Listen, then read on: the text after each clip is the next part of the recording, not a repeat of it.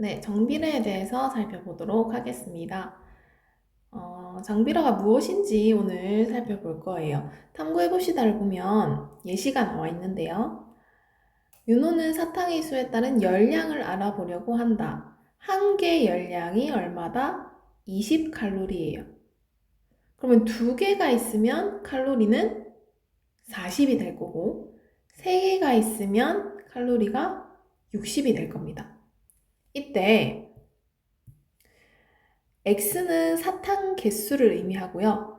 총 열량이 이제 Y 값이 됩니다. 그러면 아래 표를 완성해 보겠습니다.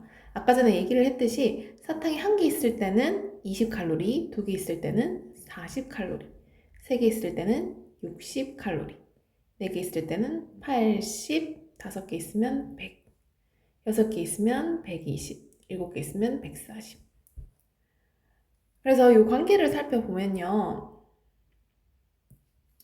X값이 이렇게 2배 됐을 때 Y값도 몇 배가 됐나요?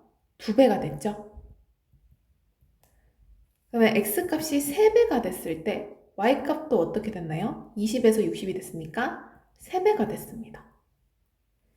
X값이 4배가 됐을 때 Y값은 20에서 80이 됐으니까 마찬가지 4배가 됐습니다.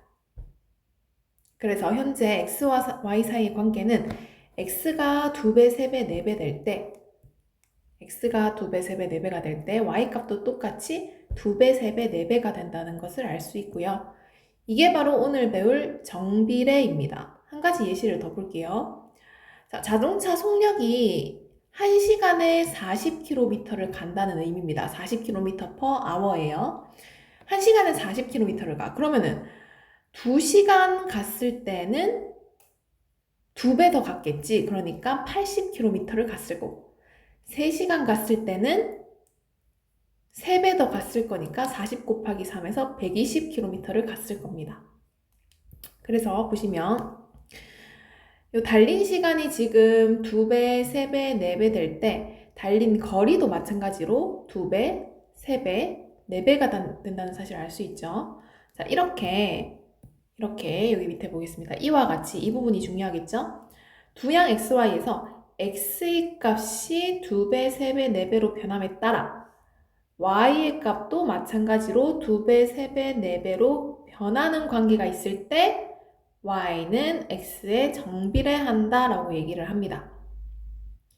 그리고 위에서 봤던 이 예시를 식으로 나타낸다면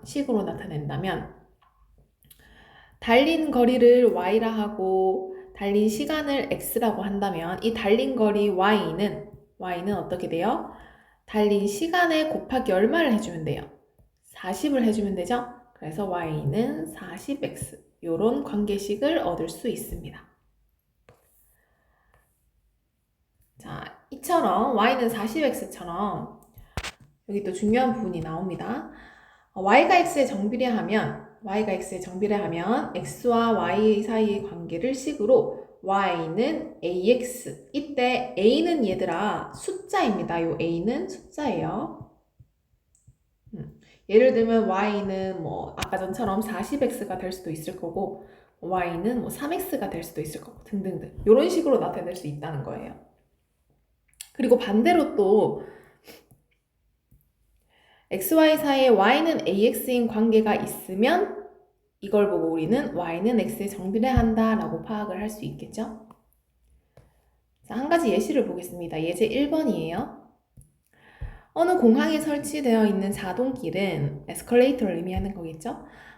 0.8m/s로 움직인다고 한다. 이 말은 뭐냐면은 1초 동안에 몇 미터 간다는 거야? 0.8m를 간다는 거야. 그럼 2초 지났을 때는 얘가 일정한 속력으로 가기 때문에 몇 미터가 되겠어? 1.6m가 되는 거예요. 이렇게 x의 값이 2배가 됐을 때 y 값도 지금 2배가 되는 거 보이죠? 그래서 x초 동안 움직인 거리를 y미터라고 했을 때 지금 현재 정비례 관계에 있고요. 이걸 식으로 나타내면 움직인 거리는 1초에 0.8m 움직이니까 0.8 곱하기 걸린 시간 x초 이렇게 되겠죠. 그래서 더 간단하게 나타내면은 곱셈 기호 생략하고 y는 0.8x 이렇게 될 겁니다. 그러면 80m를 움직이는데 이 미터라는 거는 거리이기 때문에 y 값이죠. y가 80일 때 우리가 궁금한 거는 x 값이 얼마냐 이거예요. 그래서 방금 구한 식에다가 y는 0.8x에다가 y 대신 80을 대입을 합니다. y 대신 80을 대입하면요. 0.8x는 80이니까 x 값이 100초로 나옵니다. 그래서 답은 100초입니다.